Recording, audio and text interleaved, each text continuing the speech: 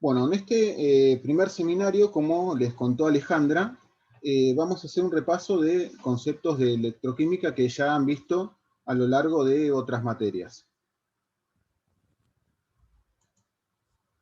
Bueno, el seminario comienza con calcular los potenciales de unas pilas, ¿sí? Indicando si se trata de una celda galvánica o electrolítica, ¿sí? Y empezamos con un ejemplo de una pila, ¿sí? Entonces lo que tenemos que hacer es, en primer lugar, recordar bueno, que era una celda y cuál era la notación que uno usaba para describir una pila, ¿sí?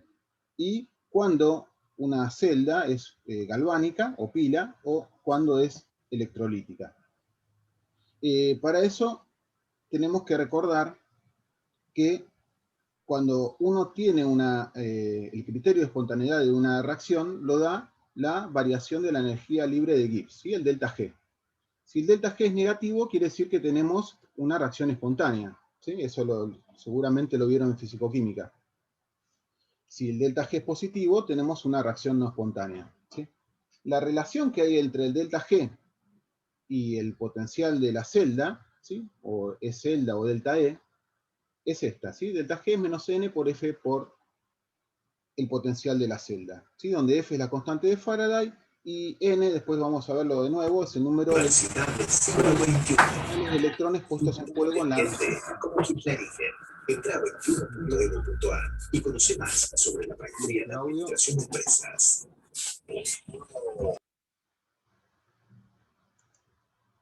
¿Está? Bien, había un audio que se había activado. Bien, entonces, de que este signo negativo nos va a decir que si, para que delta G sea negativo y la reacción sea espontánea, la FEM o el delta E de la pila tiene que ser positivo, ¿sí? Esto lo vemos acá en esta tablita, ¿sí? Entonces, para que el delta E cuando el delta E es positivo, la reacción es espontánea porque el delta G es negativo y tenemos la celda galvánica o pila, ¿sí? ¿Qué pasa en una pila? Como les dice acá abajo, tenemos que, voy a sacarlo, reacciones redox espontáneas producen energía eléctrica, ¿sí?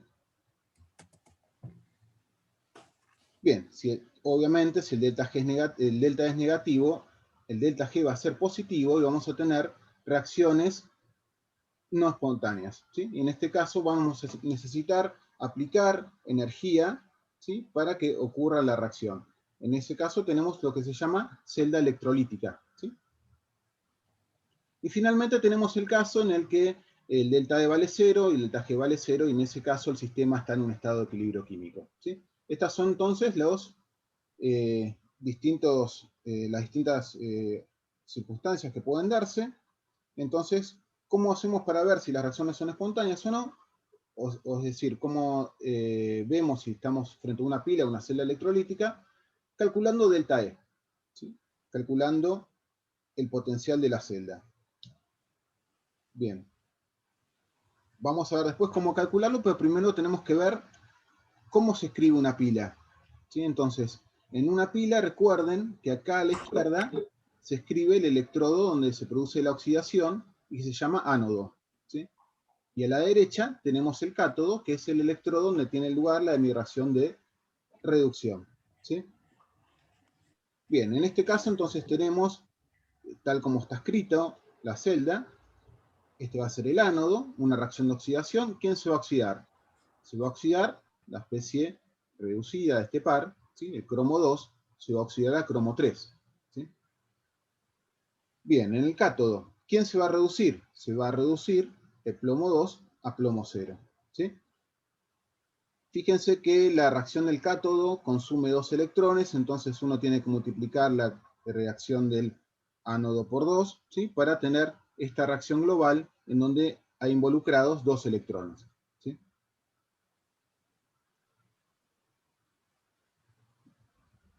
Bien, otra cosa, las líneas verticales, recuerden que representan límites entre fases, las dos líneas verticales de acá del medio representan el puente salino, y fíjense que tenemos los valores de concentración entre paréntesis, ¿sí? Las concentraciones que se usan son concentraciones molares, ¿sí? Recuerden siempre también que los sólidos, como en este caso el plomo, tienen una actividad unitaria. Hay casos que se usa también, hay sustancias gaseosas, y ahí tenemos que poner el valor de la presión en atmósferas. Bien, ¿cómo calculamos el delta de la pila, el potencial de celda? Usando la ecuación de Nernst. Bien, entonces, la ecuación de Nernst, esta la vieron en la teoría, recién, ¿sí? Uno tiene esta expresión, ¿sí? Que el potencial es igual a un potencial en condiciones estándar, menos RT sobre NF por el logaritmo natural de productos sobre reactivos, ¿sí? Cada uno elevado a su correspondiente coeficiente estequiométrico, ¿sí? Bien, tienen acá lo que es cada cosa: R, la constante universal de los gases; T, la temperatura, que la temperatura hay que escribirla en Kelvin, sin la temperatura absoluta; F, la constante de Faraday, que es aproximadamente 96.500 coulombios; N, el número de moles de electrones puestos en juego en la reacción global. En este caso, recuerden que había 2 electrones, ¿sí? Bueno, los valores de concentraciones, como les dije: concentración molar, presión en atmósferas. El delta E cero es el valor de delta E cuando tenemos concentraciones y presiones unitarias. Bien, ¿vamos bien hasta ahora? Sí. Bien. Bueno, vamos a convertir esta ecuación en la ecuación que todos conocemos, ¿sí? Para eso pasamos el logaritmo natural al logaritmo decimal, y para eso tenemos que multiplicar por el factor 2,303, ¿sí? Y cuando uno después introduce acá en la temperatura el valor de 298 Kelvin, que es el valor de temperatura expresado en Kelvin de 25 grados centígrados, ¿sí? Tenemos que todo este término tiene el valor de 0,059, ¿sí? Que es el valor que todos conocen de la ecuación de Nernst. Obviamente, si uno trabaja a temperatura distinta, no puede usar este valor 0,059 y tendría que cambiar, usar la ecuación esta global. Bien, igual todos los casos que vamos a usar nosotros, vamos a trabajar esa temperatura y vamos a usar el valor 0,059. Algo extremadamente importante que quiero recalcarlo acá, y lo van a ver que lo recalco también en potenciometría, que es que este valor 0,059 no es un número así sin unidades, sino que es algo que tiene unidades de volt, ¿sí? Cuando uno acá combina RT sobre F, ¿sí? R tiene unidades de Joule sobre Kelvin mol, T tiene unidades de Kelvin, y Faraday tiene unidades de coulombios, ¿sí? Entonces queda Joule sobre coulombios, que eso es volt, ¿sí? Entonces 0,059 son volt. Por lo tanto, uno tiene que trabajar con valores de delta E o delta D 0 en volt, ¿sí? Si uno tiene un valor de delta E o delta E 0 milivolt, lo tendría que pasar a volt, ¿sí? Porque si uno pone acá, por ejemplo, un valor, no sé, de 950 milivolt, está trabajando acá con milivolt, acá con volt, y cuando termine despejando acá del logaritmo, por ejemplo, una concentración, va a quedar un valor que no tiene sentido, ¿sí? Entonces, cuando estén trabajando con la ecuación de Nernst y algo no les dé una expresión sin sentido, una concentración sin sentido, un potencial que no tiene sentido, es que lo más probable es que no hayan tomado en cuenta que esto tiene unidades de volt, y por lo tanto tienen que trabajar con potenciales en volt. Bien, delta de cero, como les dije previamente, es el potencial en las condiciones estándar, y lo podemos escribir por convención. Voy a sacar esto, me molesta, como la diferencia. Voy a sacar acá pantalla completa para que sea mejor, entre el potencial de reducción estándar del cátodo menos el potencial de reducción estándar del ánodo, ¿sí? Vamos a usar la convención en donde trabajamos con potenciales de reducción, ¿sí? Potenciales de reducción estándar. Y siempre va a ser cátodo menos ánodo, ¿sí? Eso seguramente lo vieron ya desde Introducción a la Química. Bien. La tabla de potenciales normales o estándar, ¿sí? Los valores de cero, por lo general, Si uno no se los da, están tabulados, ¿sí? Y tenemos entonces valores de esos potenciales de reducción estándar muy grandes y positivos o muy grandes y negativos, ¿sí? Estos, recuerden, entonces trabajamos con potenciales de reducción y lo que miden entonces es la tendencia de ese par a reducirse, ¿sí? O sea, la forma oxidada a reducirse. Entonces, cuando tenemos valores muy grandes de E0, quiere decir que tienen una gran tendencia a reducirse y por lo tanto tienen un gran poder oxidante. Fíjense que todos los que están acá arriba son sustancias muy oxidantes, ¿sí? La forma oxidada obviamente es muy oxidante. Flúor, ozono, persulfato, cobalto 3, agua oxigenada, permanganato, ¿sí? Son todas sustancias muy oxidantes, por lo tanto tienen una gran tendencia a reducirse y por lo tanto el valor de E0 es muy grande. Cuando el valor de E0 es muy pequeño, ¿sí? O grande y negativo, si quieren, quiere decir que la forma oxidada no tiene una gran tendencia a reducirse. Al contrario, la forma reducida tiene una gran tendencia a oxidarse, ¿sí? Por lo tanto, eso estamos hablando de sustancias, la forma reducida del par tiene un gran poder reductor, ¿sí? Por ejemplo, los metales alcalinos, alcalinotérreos, ¿sí? El cromo, el zinc, el hierro, ¿sí? Tienen una gran tendencia a oxidarse, o sea, son muy reductores. Bueno, Cristian, sí, decime. ¿la tabla está subida o sacamos alguna de internet? No, por lo general los valores de cero nosotros se los damos, no necesitan recurrir a tablas. ¿Sí? Igual en internet Ah, buenísimo. tienen infinidad de tablas de potenciales. ¿Sí? Pero por lo general en los problemas nosotros, para comodidad y porque algunas tablas difieren un poquito un valor de otro, lo que hacemos es directamente le damos los valores de cero. ¿Sí? Listo. ¿Y estas filminas van a estar subidas o están subidas ya? Estas filminas van a estar subidas junto con el video. ¿Sí? Ah, ok. Van a ver después que si ven el video, ven esta presentación, que la cambié un poquito, sí, por lo general siempre de un semestre a otro la cambio, pero los cambios son mínimos. Bien, entonces, tenemos ya la forma, sabemos cuándo una reacción va a ser espontánea, cuándo va a ser una pila, ¿sí? Cuando el delta E sea mayor que 0, cuando sea positivo, y tenemos la forma ahora de calcular el delta E con la ecuación de Nernst, ¿sí? Entonces lo que hacemos ahora es aplicarla. Tenemos el delta E0, 0,059 sobre 2, porque había 12 electrones puestos en juego en la reacción global. Y fíjense como la reacción del cromo que haga multiplicada por 2, tenemos cromo 3 y cromo 2 elevados al cuadrado. ¿Sí? Y bueno, simplemente después lo que queda hacer es ahora calcular el valor de delta E0, que es el E0, ¿sí? El potencial de reducción estándar del cátodo menos el ánodo. Fíjense que estamos hablando de potenciales de reducción. Entonces, yo acá estoy escribiendo acá que el cromo 3 se reduce al cromo 2, ¿sí?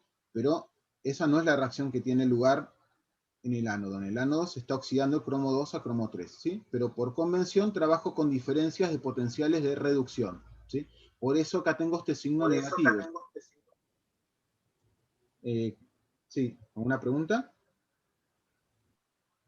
Bien, entonces calculo el delta de 0 como la diferencia de potencial de reducción estándar de cátodo, ¿sí? Menos 0,126 volts, menos el ánodo, ¿sí? Me queda acá menos con menos, me queda este término sumando, entonces me termina un delta de 0 positivo. Después reemplazo los valores de concentración, ¿sí? Que tengo acá como dato, el de cromo 3, 10 al menos 4 molar, el de cromo 2, 10 al menos 1 molar, y 0,08 molar el de plomo 2, ¿sí? Nuevamente la concentración de plomo no la tengo en cuenta porque es un sólido, por lo tanto tiene actividad unitaria. Bueno, hago la cuenta, me termina dando el valor de 0,429 volts, entonces ¿qué digo? El delta es positivo, ¿sí? Y por lo tanto estoy frente a una pila, ¿sí? La reacción redox que tenía previamente, esta, en donde el cromo 2 reacciona como el plomo 2 para cromo 3 y plomo 0, es una reacción espontánea, ¿sí? Tengo una pregunta. Sí, decime. Sabiendo que el delta de 0 es positivo y teniendo en cuenta que está relacionado con el delta G, ¿no sabrías ahí ya a grandes rasgos que es una pila? Bueno, muy buena tu pregunta. Hay dos, fíjate entonces que en la ecuación, vamos a ver esta ecuación para no ver la global. Fíjate en la ecuación de NERD que tenés dos contribuciones. Tenés el valor de delta de 0 y tenés todo este término que depende de las concentraciones. Puede darse el caso de que vos tengas un delta de 0 positivo, como en este caso, pero tengas las concentraciones de tal manera, ¿sí? Por ejemplo, fíjate que este término está restando, ¿sí? Si yo tengo una concentración acá abajo muy chica, este 10 a menos 4 está acá, este término seguramente me termina dando un término negativo y grande. Y puede ser que domine ese término y delta E termine siendo negativo, ¿sí? A pesar de que tengas un delta E 0 positivo, el delta E va a ser negativo. Y por lo tanto vas a estar frente a una celda electrolítica, ¿sí? Ok, listo. Claro, lo que sería negativo es el delta G0, digamos. Exactamente, ¿sí? Pero ese no es, Sí. pero ese no es criterio de espontaneidad, ¿sí? Es el delta G, ¿sí? Perfecto. Eso es algo muy importante. Entonces, tiene que ser el delta G negativo, no el delta G0. Ahora después vamos a ver también el delta G0 y para qué nos sirve el delta G0, ¿sí? La variación de energía libre de Gibbs estándar.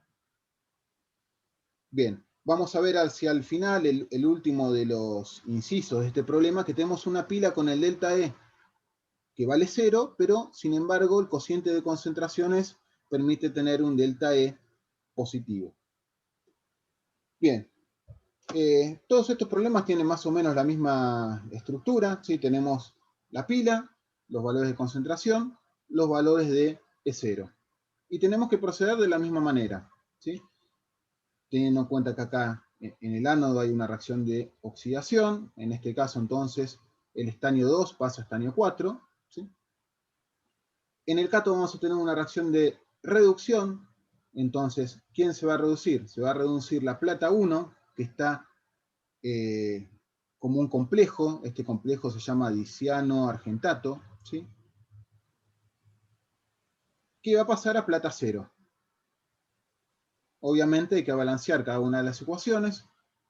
Fíjense que esta segunda, la del cátodo, hay que multiplicarla por 2 para tener la reacción global, en donde hay 2 electrones puestos en juego. Tengo entonces que calcular el delta de 0, cátodo menos ánodo, ¿sí? Cátodo sería el de menos ánodo, y reemplazar los valores de concentraciones en este término logarítmico. Bien, entonces, calculo delta de 0,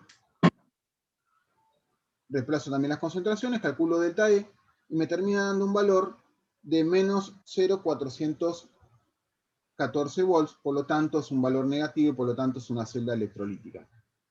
No sé si alguien justo me quería hacer una pregunta, que yo seguía hablando. ¿Estás bien? Vieron que es similar al anterior, que hasta ahora acá no hubo ningún cambio. ¿Alguien tiene algún problema para balancear estas ecuaciones? Hasta ahora son ecuaciones bastante sencillas, pero ¿se entendió todo esto hasta ahora? Sí, sí, sí. Sí, se entendió. Bien, Sí, se entiende. bien. Pasamos entonces a el que sigue. El que sigue tenemos ahora acá como ánodo el mercurio y este catión, que es el catión mercurioso. Ahora vamos a ver. Y en el cátodo tenemos el vanadio 3 y este catión de vanadio 4. Bien, entonces, de nuevo, ¿cómo está escrita así la celda? ¿Sí? Uno tiene la celda así escrita y dice, bueno, considero que así es una pila. Y después me fijo si en verdad es una pila o es una celda electrolítica, ¿sí? Si es una celda electrolítica y yo quiero escribirla como pila, la tengo que escribir invertida, ¿sí? Por ejemplo, la anterior, así como está escrita, es una celda electrolítica. Entonces, si yo la quiero escribir como pila, la tengo que invertir. Tengo que escribir este término como ánodo y este como cátodo, ¿sí? Bien, volviendo a este caso. En el ánodo, una reacción de oxidación. ¿Quién se va a oxidar? Se va a oxidar el mercurio 0 a el mercurio 1. Fíjense cómo es el catión mercurioso, ¿sí? Esto seguramente también lo vieron en analítica 1, ¿sí? Que el mercurio 1 forma este catión que tiene dos átomos de mercurio, ¿sí? Mercurio 2 más 2. Esto es mercurio 1, ese catión mercurioso. Y después, en el cátodo, ¿quién se va a reducir? Se va a reducir el vanadio 4, que está formando este catión que se llama vanadilo, ¿sí? Tiene una carga más 2 porque tengo un oxígeno también. El vanadio 4 pasa a vanadio 3. Por lo tanto, hay un electrón puesto en juego, ¿sí? Una pregunta. ¿Ahí no se tendría que reducir el mercurio? Si tiene 0,789 contra 0,361. ¿O Y está eso, el mal? claro, no, pero eso lo vamos a ver. La pregunta es, ¿el delta de esto es positivo o negativo? Si da negativo, quiere decir que está al revés escrito, ¿sí? Vos ya te diste cuenta, Está bien. que lo más probable que sea una celda electrolítica, ¿sí? Viendo los potenciales, ¿sí? Igual vamos a ver ahora también por las concentraciones. Está bien. Bien, Claro, no me cerraba porque estaba puesto al revés claro. A y vos según el claro, de cero no me conté. claro, exactamente. A vos tenés este problema, así como está escrito, te dicen que es una pila. Y vos lo tenés que hacer es comprobar si es una pila o no. O sea, calculás delta E. Si el delta E te da positivo, está bien, es una pila tal como está escrita. Si te da negativo, decís, no, no es una pila, es una celda electrolítica. Si quiero escribirla como pila, la tengo que invertir, ¿sí? Está bien, claro, vos lo escribís así como está y después si tenés que Claro, darlo vuelta, claro, te arreglás. exactamente, ¿sí? Igual el problema este no te dice que lo inviertas, sino te dice directamente que digas si es una celda galvánica o electrolítica, nada más. O sea, si el delta es positivo o negativo. ¿Sí? Simplemente eso. Perfecto, perfecto. Gracias. No. Bueno, entonces, calculamos el delta de 0, que como ya dijo su compañero, el delta de 0 ya nos va a dar negativo, ¿sí? Lo que hace que sea muy probable que sea una celda electrolítica, y el cociente de concentraciones hace que sea más negativo todavía, ¿sí? Tenemos un delta E negativo y estamos frente a una celda electrolítica, ¿sí? De nuevo, recuerden siempre de poner los valores de concentración, cada uno elevados a sus correspondientes coeficientes estequiométricos. Por ejemplo, acá, protones a la cuarta, porque están involucrados 4 protones, ¿sí? Fíjense acá, vanadio al cuadrado, el mercurioso no está elevado a nada, porque no tenemos uno solo. El agua obviamente tiene actividad unitaria, protones a la cuarta, el catión vanadilo al cuadrado. El mercurio como es otra fase, sí, sería un líquido, lo consideramos también con actividad unitaria, ¿sí? Recuerden que en este caso, bueno, es un líquido, pero por lo general los metales se reducen a un sólido, van a tener también actividad unitaria. Bien, entonces estuvo muy rápido el compañero, que ya se dio cuenta que con ese valor de delta de 0 bastante negativo, era muy difícil que sea una pila, ¿sí? Bien. Y tenemos acá este punto, el D, que me parece que es el último de este problema 1, en donde está la situación que les dije de un principio. Tenemos el mismo par tanto como ánodo como cátodo, ¿sí? Fíjense que en el ánodo, como en el ánodo como en el cátodo, tenemos el par de cobre y ioduro cuproso, ¿sí? En contacto con soluciones de ioduro de distinta concentración en cada compartimento, ¿sí? Bueno, obviamente, esto está escrito como ánodo. En el ánodo, ¿qué va a pasar? Se va a oxidar uno de estos dos. ¿Cuál se va a oxidar? El cobre 0 a cobre 1, ¿sí? Y en el cátodo, lo que va a pasar es que se va a reducir el cobre 1 a cobre 0. Fíjense que el cobre 1 está como esta sal insoluble que es el ioduro cuproso, ¿sí? Bien, entonces, cuando uno hace la reacción global, se cancelan el cobre y el ioduro cuproso, y tenemos nada más una diferencia de concentración de yoduro, ¿sí? Y uno cuando escribe, obviamente el delta es cero, porque el E0 del cátodo del ánodo es el mismo, ¿sí? Es el E0 de reducción de yoduro cuproso a cobre, ¿sí? Entonces el delta de 0 vale 0. Y el delta E entonces va a depender solo de la diferencia de concentraciones. Esta concentración de yoduro va a ser la concentración de yoduro que tengo en el cátodo, ¿sí? Porque como reactivos tengo la concentración de yoduro en el cátodo, y como productos tengo en el ánodo, ¿sí? Entonces me queda 0,001 sobre 0,1. Hago este logaritmo, tengo en cuenta este signo negativo, me termina dando un delta E positivo. Y tengo entonces una pila.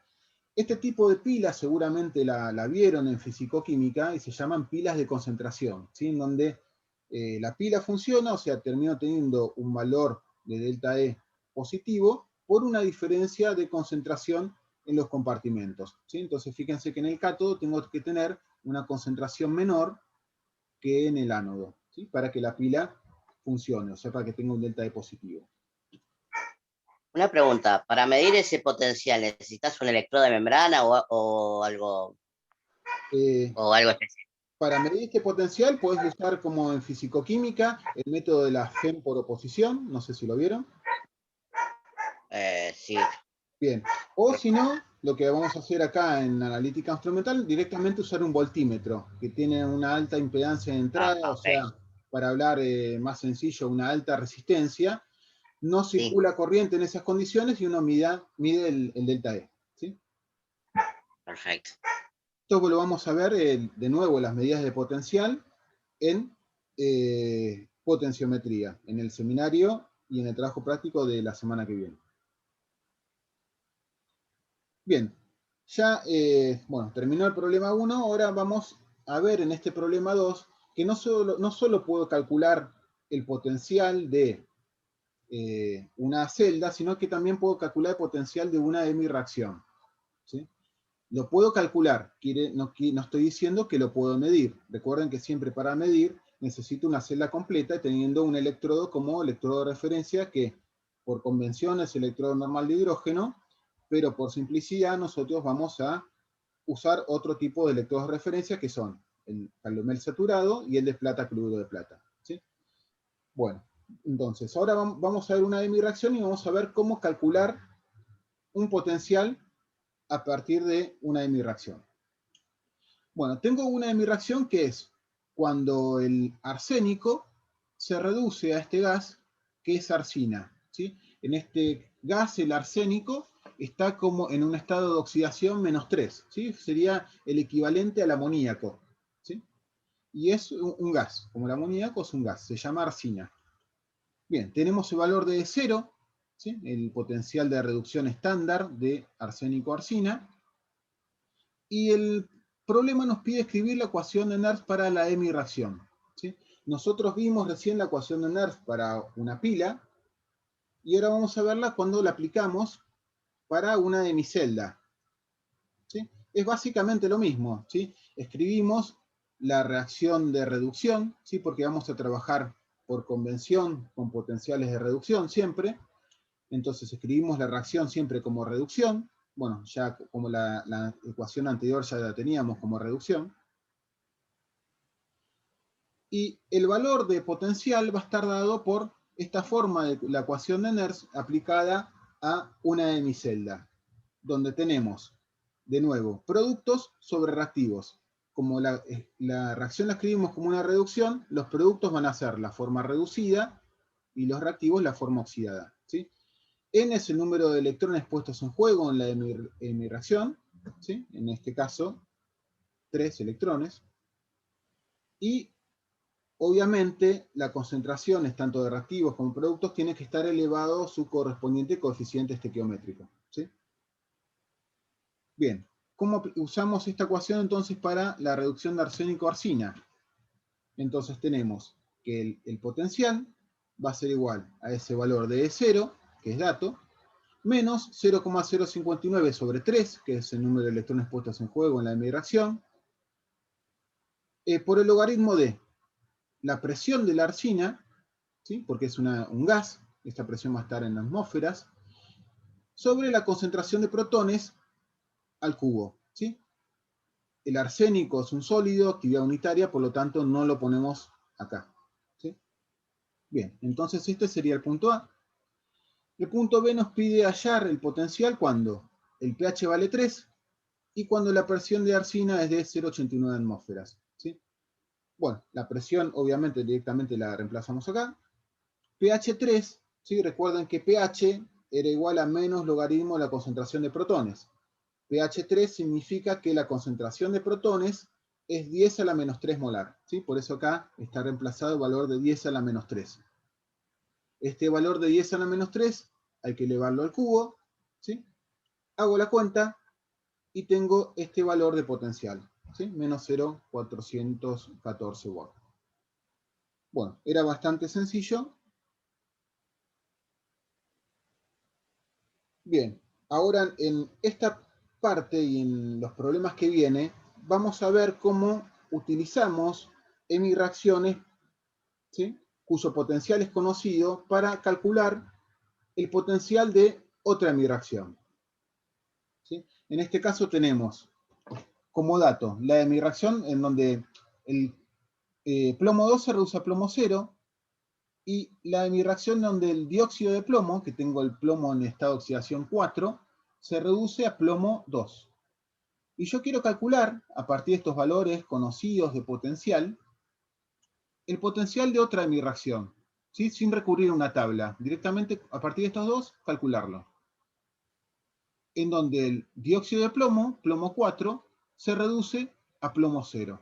¿Sí? Entonces, ¿cómo hago para, a partir de estas dos hemireacciones, calcular el potencial de esta tercera? Para eso, tengo que recurrir a balances de energía libre estándar, ¿sí? Entonces, una serie de problemas que viene ahora a continuación, incluido este problema 3, nos pide calcular ya sea valores de potenciales estándar o valores de constantes de equilibrio a partir de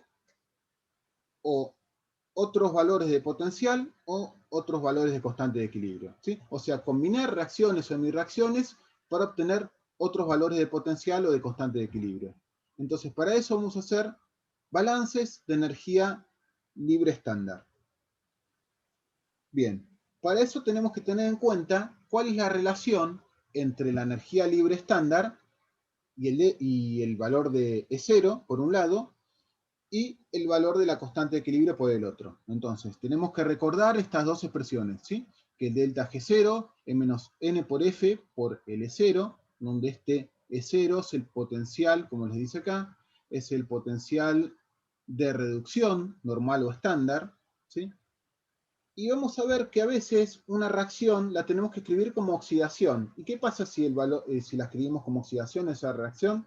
Vamos a tener que cambiarle el signo a este valor de delta G, ¿sí? Porque este valor de delta G es el valor de la reacción de reducción. Si yo tengo que escribir la ecuación como oxidación, tengo que invertir el valor de delta G. Ahora ya lo vamos a ver con un ejemplo, ¿sí?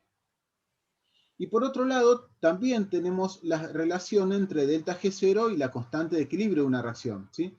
La famosa expresión que delta G0 es menos RT logaritmo natural de K, ¿sí? Vamos a usar tanto uno como la otra. En este problema solamente vamos a usar esta expresión donde relaciono delta G0 con los potenciales.